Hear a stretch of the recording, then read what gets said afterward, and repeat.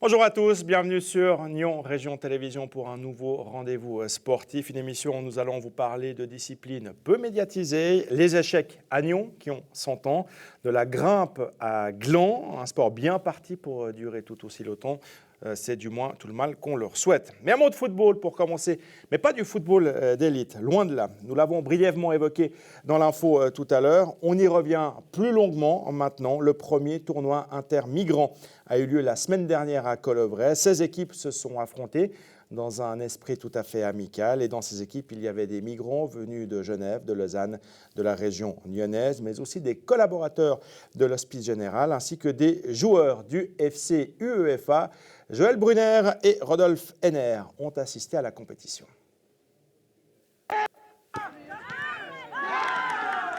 L'Hospice Général de Genève qui vient faire du foot à Nyon. Vous pouvez nous expliquer le pourquoi du comment? Alors oui, l'Hospice Général a sollicité l'UEFA qui dispose d'un magnifique complexe ici à Nyon pour organiser ce terrain, et avec leur soutien, on a réussi à organiser ce tournoi. C'est pour ça qu'on est en déplacement aujourd'hui ici. Combien d'équipes participent à ce tournoi? 16 équipes composées d'une dizaine de joueurs. On s'est 10 au départ, on en a plutôt 12, et puis 7 joueurs sont présents sur le terrain. Les équipes viennent de Genève, Lausanne et Nyon. Exactement. On a des équipes des centres d'hébergement de Genève en majorité, et on a une équipe qui nous vient de Lausanne, 2 équipes de la région lyonnaise. I'm so happy because I play football. Je suis très content d'être ici car je peux jouer au foot avec mes amis. Avant, je jouais au Kurdistan. Aujourd'hui, je joue à Genève. Depuis combien de temps êtes-vous à Genève? Je suis là depuis 1 an et 7 mois. Au niveau du matériel, des chaussures, comment vous vous êtes organisé? Alors, en ce qui concerne les chaussures, on a lancé un appel à des dons. On a récupéré du matériel d'occasion, et puis on a acheté quelques chaussures, celles qui nous manquaient, les tailles qui nous manquaient. Et puis l'UEFA a mis à disposition les ballons pour les matchs d'aujourd'hui, ainsi que les chasubles qui permettent de reconnaître les différentes équipes.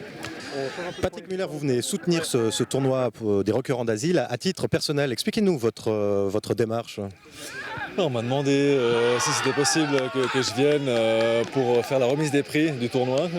Donc avec grand plaisir, évidemment, j'ai accepté, parce que c'est toujours très sympa de pouvoir participer à ce genre d'événement. Et voilà, c'est pour ça que je suis là. Vous avez conscience que pour beaucoup d'entre eux, ils ont joué au foot petit, ils ont joué au foot dans leur pays, et que jouer à l'étranger dans des conditions difficiles de migration, ça ne peut être qu'un bien pour eux. Non, justement, je pense que c'est ce qui est extraordinaire avec le foot et le sport en général. C'est qu'on passe des bons moments, on partage, on échange avec plein de monde, et voilà, on prend du plaisir quand on s'amuse. D'abord, il y a beaucoup de fierté. La fierté de participer à une grande journée, un grand tournoi organisé quand même par l'UEFA, la ville de Nyon et l'Hospice Général. Ils sont très fiers en fait de participer à ces tournois, et de pouvoir aussi sympathiser entre eux, de pouvoir rencontrer d'autres requérants d'asile qui viennent de Genève. Est-ce que les équipes se sont préparées, entraînées avant de venir ici? Les nôtres, je pense qu'ils s'entraînent assez régulièrement au football parce qu'ils sont assez passionnés. Bon, pas tous non plus, hein, mais il y en a beaucoup, vous voyez, qui sont très jeunes, comme Moussi par exemple. Ils sont très très jeunes et ils sont pleins d'énergie, donc je sais qu'ils font beaucoup de sport d'habitude. Et Guillemets. Il y en a qui ont un très bon niveau. Est-ce qu'il y a des rêves encore chez certains d'eux de percer peut-être un jour, d'être repérés? Complètement, ouais. Quand on leur a parlé de ce tournoi organisé par l'UEFA, ils avaient vraiment des étoiles dans les yeux. Voilà, aujourd'hui, ils sont vraiment très contents d'être ici. Et ça fait plaisir à voir. Ouais. C'est une opération tournoi de foot qui va se reproduire l'année prochaine? Alors c'est notre souhait. Pour l'instant, on n'en est pas encore là, mais on a la vraie volonté de remettre ça l'année prochaine. Oui, merci beaucoup pour aujourd'hui. Aujourd'hui, je suis contente pour jouer avec 3 équipes. Mais malheureusement, c'est la dernière, je suis perdant. Vous n'avez pas gagné vous-même? Deux matchs, j'ai gagné, mais en derrière, j'ai perdu. Mais merci beaucoup, je suis content aujourd'hui. Merci pour tout le monde ami. Aujourd'hui, j'étais dit merci pour chef, pour toutes les personnes, merci beaucoup. Okay.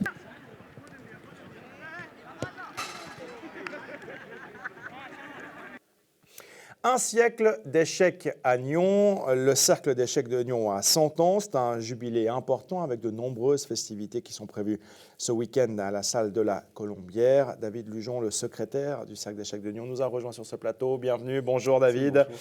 Alors c'est un gros week-end en perspective pour votre club. Ça commence vendredi soir déjà avec un tournoi Blitz. Alors pour les non-initiés, c'est quoi un tournoi Blitz ? Alors ça porte un nom allemand qui veut dire éclair, c'est donc assez logiquement des parties qui sont très rapides. En fait, on a 5 minutes par joueur par partie. La partie donc durera au maximum 10 minutes.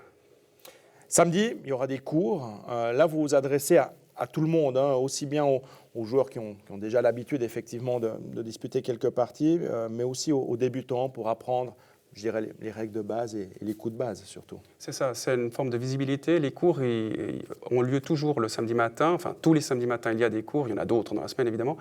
Et là, on a décidé de faire comme d'habitude, mais en public à la salle de la Colombière. C'est-à-dire que les cours seront donnés en public et tout un chacun peut s'asseoir, suivre le cours, poser des questions, quel que soit son niveau, aucun problème, les jeunes comme les moins jeunes.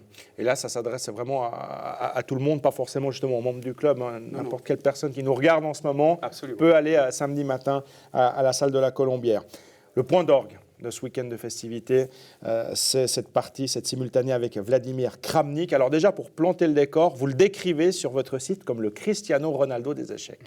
Oui, c'est un petit peu ça quand même. Il a été champion du monde dès l'année 2000, 8 ans de suite.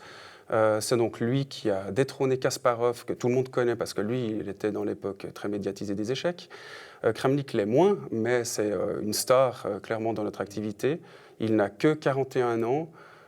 C'est quelqu'un d'extrêmement jovial et sympa. On l'a rencontré pour préparer cette simultanée. Mais comment est-ce qu'on arrive à le faire venir, justement? Comment est-ce qu'on le convainc de participer à ce jubilé? C'est une bonne question. En fait, c'est quelqu'un de très accessible en réalité. Il a longtemps habité en Russie, maintenant il habite en Suisse, donc c'est déjà beaucoup plus facile. Et puis, je lui ai envoyé un mail, il m'a répondu, très sympa, en anglais, sans souci. Et puis, on a convenu que ça lui allait très très bien de participer à ces festivités. Alors, le défi pour lui, c'est cette simultanée contre 20 joueurs du cercle d'échecs de Nyon.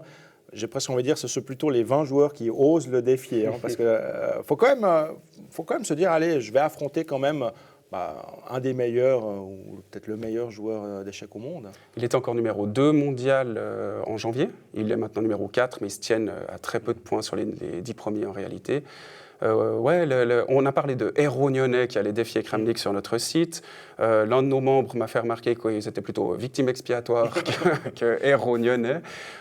Maintenant, c'est une simultanée, ça dispatche quand même pas mal l'attention de celui qui la tient, donc Vladimir Kramnik en l'occurrence. Et tout le monde a sa chance, d'autant que les 20 Nyonnais, ce n'est pas n'importe qui. Il y a quand même un haut niveau. On avait un peu peur qu'il n'accepte pas un niveau pareil. Et puis, comme il est très sympa, il est accepté. Ça veut dire qu'il pourrait quand même en perdre quelques-unes, à voir lesquelles, évidemment. Mais certains se préparent activement. On imagine la fierté, finalement, d'un de vos membres, si effectivement il arrive à battre Vladimir Kramnik. Ça continue le samedi soir, le dimanche. Alors, le dimanche, il y a de l'Active Chess. C'est pour enfants et pour adultes. Là aussi, expliquez-nous ce que c'est. Alors, tous les tournois qui ont lieu ce week-end sont pour enfants comme pour adultes. N'importe qui, pour autant qu'il sache bouger les pièces, peut jouer. Comme je vous l'ai dit tout à l'heure, la blitz, ça va très vite, c'est 5 minutes par joueur. Active chess, ça signifie que ce sont des parties d'un quart d'heure. En fait, ça détermine aussi les 20 minutes, mais chez nous, c'est un quart d'heure par joueur. La partie dure du coup au maximum une demi-heure si les deux joueurs utilisent la totalité de leur temps. C'est une cadence moyenne. Les parties de compétition sont beaucoup plus longues en réalité. Et c'est possible de s'inscrire sur place. Tout le monde peut participer à cette journée et à ces différentes parties. Absolument. Les inscriptions sont évidemment ouvertes sur le site déjà à présent. C'est mieux de s'inscrire avant pour nous, pour l'organisation, pour être sûr aussi d'avoir sa place. Mais en se présentant jusqu'à une demi-heure avant le début du tournoi, pas de problème, vous pouvez jouer. Et on va parler de ce livre, 100 ans de club, cercle d'échecs de Nyon, que voici. Voilà, je l'ai feuilleté, ça parcourt effectivement ce siècle d'histoire du cercle d'échecs, avec des anecdotes, avec des souvenirs, j'imagine. Voilà, c'est finalement un très beau livre souvenir pour marquer ce siècle. C'est ça, les membres d'ailleurs ne l'ont pas encore vu, ils le découvriront ce week-end, le recevront. C'est un week-end qui devait se jongler en fait entre le moment présent, et c'est pourquoi on va beaucoup jouer, parce que c'est aussi notre plaisir et le plaisir de tous, montrer aussi ce qu'on fait. Et puis il y a le côté souvenir, 100 ans. Il y a 100 ans, 1916, quelques Nyonnais se réunissaient dans un bistrot du coin pour créer un club, et on retrace tout ce qu'on connaît à travers ce siècle dans ce petit livre d'une 60aine de pages, avec beaucoup de photos évidemment. Beaucoup de photos, beaucoup d'anecdotes. On le feuilletant tout à l'heure, je suis tombé sur celle qui s'appelle « Histoire de la fumée dans les locaux de jeu », puisque visiblement, effectivement, il y a quelques années de cela, ça ressemblait à des fumoirs, plus qu'à autre chose. C'est vrai. Ça a bien changé, mais voilà, ça fait partie justement de ces petites anecdotes plutôt sympas à découvrir dans ce livre, 100 ans de club du cercle d'échecs de Nyon. Beaucoup de chance à vous pour ce week-end de festivités. Donc, je le rappelle, ça se passe dès vendredi soir, samedi toute la journée, dimanche également, à la salle de la Colombière à Nyon, les 100 ans du cercle d'échecs de Nyon. Merci beaucoup, David Lujon, d'avoir été avec nous sur ce plateau. Une nouvelle halle de grimpe a vu le jour à Glon, ou plutôt Totem Escalade fait peau neuve, de nouvelles surfaces de grimpe, 3 fois plus que précédemment, des nouveaux cours pour petits et grands, de nouvelles infrastructures pour accueillir les visiteurs. Bref, tout est nouveau dans cette halle qui ouvrira ses portes au public ce week-end, les 24 et 25 septembre. Et Joël Brunner est allé rendre visite aux propriétaires des lieux.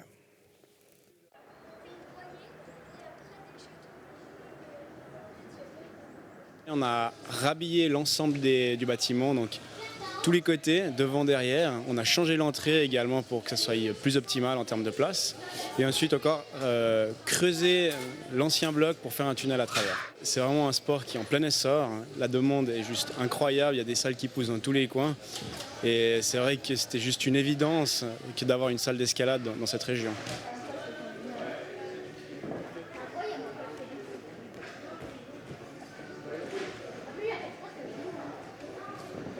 N'importe qui peut venir grimper chez nous, des petits-enfants ou même des personnes un peu plus âgées. Il faut savoir aussi que notre infrastructure a des niveaux vraiment très différents, donc tout le monde peut se faire plaisir, que ce soit le débutant, le chevronné ou le grimpeur confirmé. Donc vraiment tout le monde peut venir essayer chez Totem Escalade. C'est vraiment quelque chose, un sport qui est ouvert à tous. Ça travaille aussi bien la force, la coordination, le mental et la confiance en soi. Donc c'est très conseillé pour les enfants, pour n'importe qui. C'est un sport qui est très intéressant et surtout très ludique.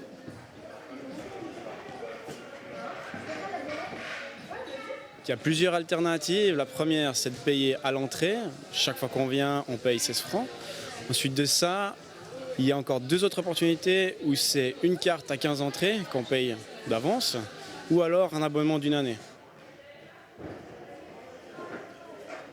On organise beaucoup de cours, que ce soit les séances découvertes pour vraiment se faire les premiers pas en escalade ou des cours débutants pour les enfants ou pour les adultes. On a aussi des cours plus confirmés pour apprendre à progresser, même à s'entraîner pour les adultes. Et puis on a depuis peu des cours qui sont destinés aux enfants sur toute l'année où ils font partie de la team Totem. Et là, ils sont encadrés par des moniteurs et ils apprennent aussi les joies de l'escalade.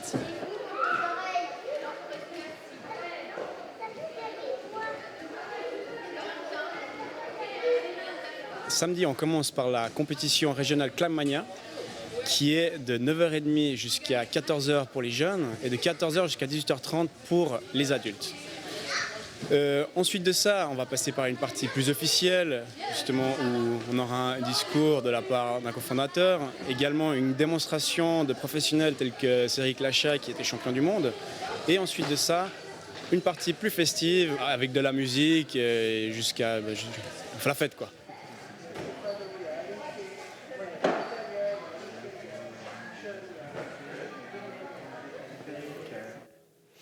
Voilà, c'est tout pour aujourd'hui. Je vous donne rendez-vous la semaine prochaine pour un nouveau survol de l'actualité sportive de la région. D'ici là, n'hésitez pas à nous faire parvenir vos différentes informations, votre agenda par exemple, sur notre site nrtv.ch ou bien également via notre page Facebook. Très belle suite de programmes sur Nyon Région Télévision et à la semaine prochaine.